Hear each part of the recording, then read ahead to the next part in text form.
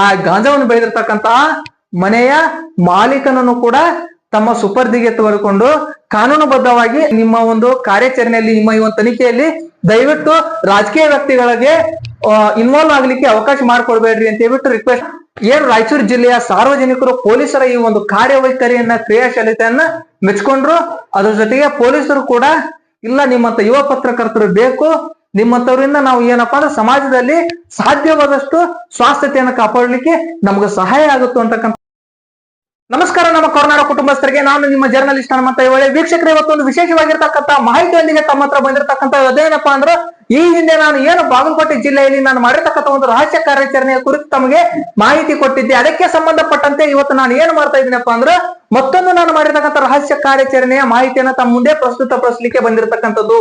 ಹೌದು ವೀಕ್ಷಕರೇ, ಬಾಗಲಕೋಟೆ ಜಿಲ್ಲೆಯ ಏನು ನಮ್ಮಲ್ಲಿ ಶಿವಪುರ ಅಂತಕ್ಕಂಥ ಒಂದು ಊರಲ್ಲಿ ಇಸ್ಪಿಟ್ ಅಡ್ಡದ ಕುರಿತು ನಾ ಏನು ಒಂದು ರಹಸ್ಯ ಕಾರ್ಯಾಚರಣೆ ಮಾಡಿದ್ನೋ ಅದನ್ನ ಸುದ್ದಿಯನ್ನ ಪ್ರಸಾರ ಮಾಡಿದ ತಕ್ಷಣ ಸಾಕಷ್ಟು ಜನ ಹಿರಿಯರು ಫೋನ್ ಮಾಡಿಬಿಟ್ಟು ಮೆಚ್ಚುಗೆಯನ್ನು ವ್ಯಕ್ತಪಡಿಸಿದ್ರು, ಕಾಳಜಿಯಿಂದ ಇರುವಂತೆ ತಿಳಿಸಿದ್ರು, ಕೆಲವೊಂದು ವಿಷಯಗಳ ಕುರಿತು ಮಾರ್ಗದರ್ಶನ ಮಾಡಿದ್ರು.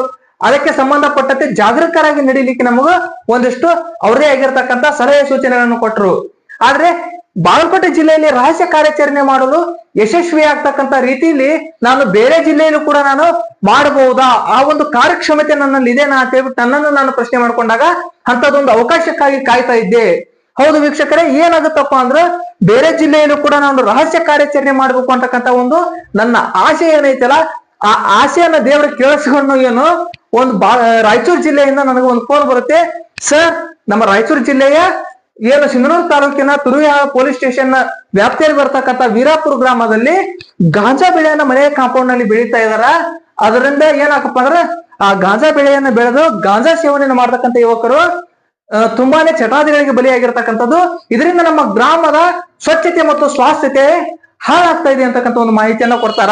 ಈ ಮಾಹಿತಿಯನ್ನ ಆಧರಿಸಿ ನಾ ಏನ್ ಮಾಡ್ತೀನಪ್ಪ ಅಂದ್ರೆ ನನಗೊಂದು ಬೇರೆ ಜಿಲ್ಲೆಯಲ್ಲಿ ನನ್ನನ್ನು ನಾ ಪ್ರೂವ್ ಮಾಡ್ಕೊಳ್ಳಿಕ್ಕೆ ಒಂದು ಅವಕಾಶ ಸಿಕ್ತು ಅಂತಕ್ಕಂಥ ಒಂದು ಖುಷಿಯಿಂದ ಆ ಒಂದು ರಾಯಚೂರು ಜಿಲ್ಲೆಯ ಸಿಂಧನೂರು ತಾಲೂಕಿನ ಏನು ತುರುವಿಹಾಳ ಪೊಲೀಸ್ ಸ್ಟೇಷನ್ ವ್ಯಾಪ್ತಿಯಲ್ಲಿ ಬರ್ತಕ್ಕಂಥ ವೀರಾಪುರ ಗ್ರಾಮಕ್ಕೆ ಹೋಗ್ತೀನಿ. ಅಲ್ಲಿ ಹೋಗಿ ಮಾಹಿತಿಯನ್ನು ಕಲೆ ಹಾಕ್ತಕ್ಕಂಥ ಒಂದು ಕೆಲಸವನ್ನ ನಾನು ಮತ್ತು ನಮ್ಮ ತಂಡ ಮಾಡ್ತೀವಿ. ಈಗಾಗಲೇ ಒಂದಿಷ್ಟು ಸಾಕ್ಷ್ಯಗಳನ್ನ ನಾವು ಸ್ಥಳೀಯರಿಂದ ಕ್ರೋಢೀಕರಿಸಿಕೊಂಡಿರ್ತೀವಿ.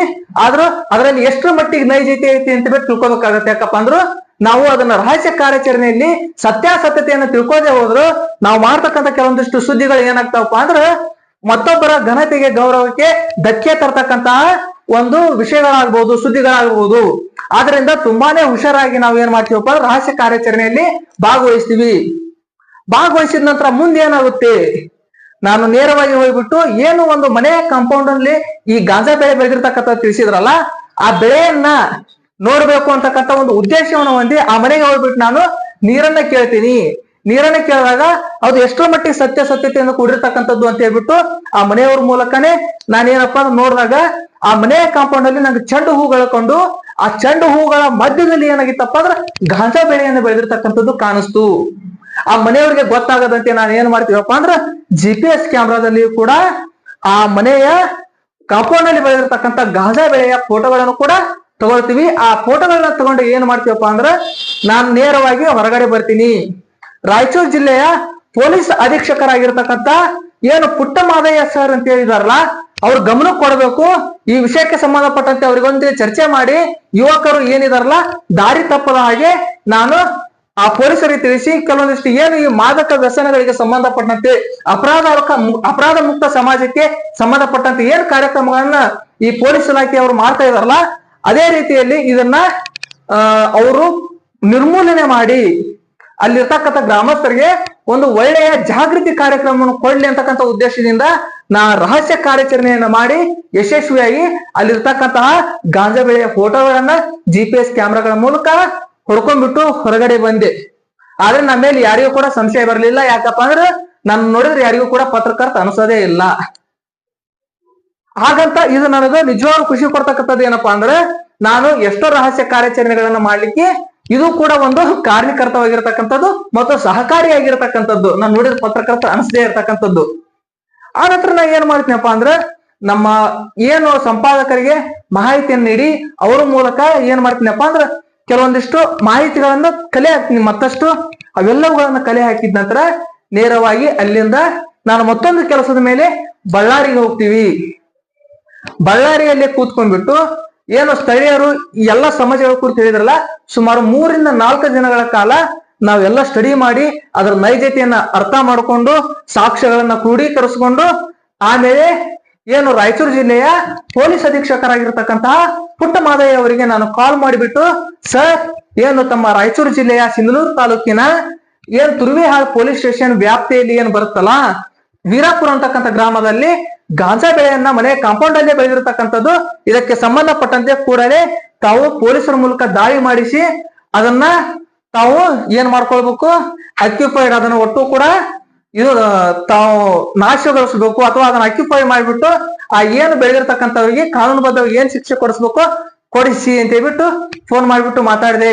ನಮ್ಮ ಕರೆಗೆ ಸ್ಪಂದಿಸಿರ್ತಕ್ಕಂತಹ ಏನು ರಾಯಚೂರು ಪೊಲೀಸ್ ಅಧೀಕ್ಷಕರಾಗಿರ್ತಕ್ಕಂತಹ ಪುಟ್ಟ ಮಾದಯ್ಯ ಅವರು ನೇರವಾಗಿ ಏನು ಸಿಂಧನೂರು ವಿಭಾಗದ ಡಿವೈಎಸ್ಪಿ ಅವರಾಗಿರ್ತಕ್ಕಂಥ BS ತಳವಾರ್ ಅವರಿಗೆ ಫೋನ್ ಮಾಡಿಬಿಟ್ಟು ನಾನು ಕಳಿಸಿರ್ತಕ್ಕಂಥದ್ದು ಅವರಿಗೆ ವಾಟ್ಸಪ್ ಮೂಲಕ ನಾನು ಕೆಲವೊಂದಿಷ್ಟು ಸಾಕ್ಷ್ಯಗಳನ್ನು ಕಳಿಸಿದ್ದೆ ವಿತ್ GPS ಫೋಟೋ ಸಮೇತ. ಅವುಗಳನ್ನ ಏನು BS ತಳವಾರ್ ಅಂತಕ್ಕಂಥ ಡಿವೈಎಸ್ಪಿ ಅವರಿಗೆ ಕಳಿಸ್ತಾರೆ. ಅವರು ಸಿಂಧನೂರು ವಿಭಾಗದ ಡಿವೈಎಸ್ಪಿ ಅವರಾಗಿರೋದ್ರಿಂದ ಸಿಂಧನೂರು ವಿಭಾಗದ ಡಿವೈಎಸ್ಪಿ ಅವರಾಗಿರ್ತಕ್ಕಂಥ BS ತಳವಾರ್ ಸರ್ ಅವರು ನನಗೆ ಕಾಲ್ ಮಾಡಿಬಿಟ್ಟು, ಇಲ್ಲ SP ಸಾಹೇಬರಿಗೆ ತಾವು ಒಂದಿಷ್ಟು ಸಾಕ್ಷ್ಯಗಳನ್ನು ಕಳಿಸಿದ್ರಿ ಅಂತ, ಅದಕ್ಕೆ ಸಂಬಂಧಪಟ್ಟ ಇನ್ನಷ್ಟು ಮಾಹಿತಿಯನ್ನ ತಮ್ಮ ಹತ್ರ ಚರ್ಚೆ ಮಾಡ್ಬೇಕು ಅಂತ ಹೇಳ್ಬಿಟ್ಟು ಒಂದು 10 ರಿಂದ 15 ನಿಮಿಷಗಳ ಕಾಲ ನನ್ನೊಟ್ಟಿಗೆ ಚರ್ಚೆ ಮಾಡಿದ್ರು. ಅವತ್ತು ನಾನು ಬಳ್ಳಾರಿಯಲ್ಲಿ ಇದ್ಕೊಂಡ್ಬಿಟ್ಟು ನಮ್ದೇ ಆಗಿರತಕ್ಕಂಥ ಒಂದು ಪತ್ರಿಕೆದು ಮತ್ತು ಚಾನೆಲ್ಗೆ ಸಂಬಂಧಪಟ್ಟಂತೆ ಒಂದು ಮೀಟಿಂಗ್ ಇತ್ತು. ಆ ಮೀಟಿಂಗ್ ಮಾಡುತ್ತಲೇ ಏನ್ ಮಾಡಿರ್ತಕ್ಕಂಥದ್ದು, BS ತಳವಾರ್ ಸರ್ಗೆ ಒಂದಿಷ್ಟು ಮಾಹಿತಿಯನ್ನು ನಾನು ಅವತ್ತು ಕೊಟ್ಟೆ. ಆಗ ನನಗೇನಪ್ಪಾ ಅಂದ್ರ ಯಾರಿಗೇ ಆಗಿರ್ಲಿ ಒಂದು ಹಿಂಚರಿಕೆ ಅಂತಕ್ಕಂಥದ್ದು ಇದ್ದೇ ಇರುತ್ತೆ.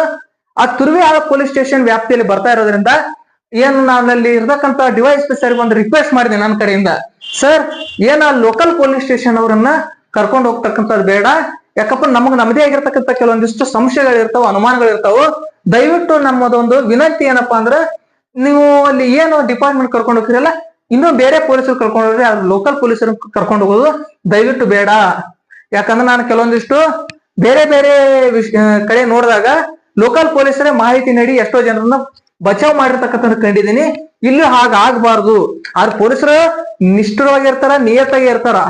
ಆದ್ರ ನನಗ ಸ್ವಲ್ಪ ಆ ರೀತಿ ಬಂದ್ರಿಂದ, ಬಟ್ ಇಲ್ರಿ ಹಾಗೇನ್ ನೀವೇನ್ ಅನ್ಕೊಳಕ್ ಹೋಗ್ಬೇಡ್ರಿ, ನಮ್ಮ ಪೊಲೀಸರು ನೀತಿ ನಿಯತ್ತು ಪ್ರಾಮಾಣಿಕವಾಗಿ ಇರ್ತಕ್ಕಂಥದ್ದು.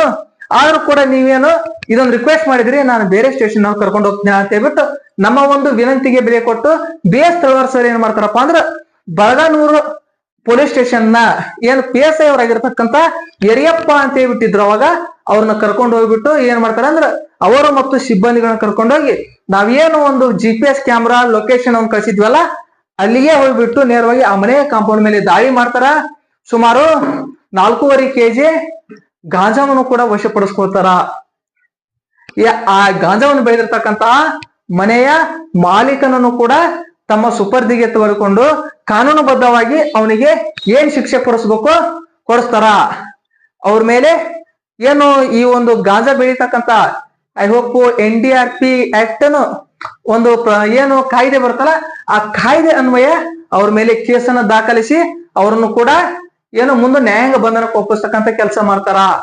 ಆದ್ರೆ ಅಲ್ಲಿ ಸಾಕಷ್ಟು ರಾಜಕೀಯವಾಗಿ ಏನು ಒಂದಿಷ್ಟು ಜನ ಪೊಲೀಸರ ಮೇಲೆ ಒತ್ತಡ ಇರತಕ್ಕಂಥ ಪ್ರಯತ್ನ ಮಾಡಿದ್ರು ಅಂತಕ್ಕಂಥ ಒಂದು ಮಾಹಿತಿಯನ್ನ ಏನ್ ನಾವು ಸ್ಥಳೀಯರು ನಮ್ಗೆ ಕೊಟ್ಟಿದಾಗ ನಾನು ಸರ್ಗೆ ರಿಕ್ವೆಸ್ಟ್ ಮಾಡಿರ್ತಕ್ಕಂಥದ್ದು BS ತಳವಾರ್ ಸರ್ಗೆ, ಸರ್ ನಿಮ್ಮ ಒಂದು ಕಾರ್ಯಾಚರಣೆಯಲ್ಲಿ ನಿಮ್ಮ ಈ ಒಂದು ತನಿಖೆಯಲ್ಲಿ ದಯವಿಟ್ಟು ರಾಜಕೀಯ ವ್ಯಕ್ತಿಗಳಿಗೆ ಇನ್ವಾಲ್ವ್ ಆಗ್ಲಿಕ್ಕೆ ಅವಕಾಶ ಮಾಡ್ಕೊಡ್ಬೇಡ್ರಿ ಅಂತ ಹೇಳ್ಬಿಟ್ಟು ರಿಕ್ವೆಸ್ಟ್ ಮಾಡಿದೆ.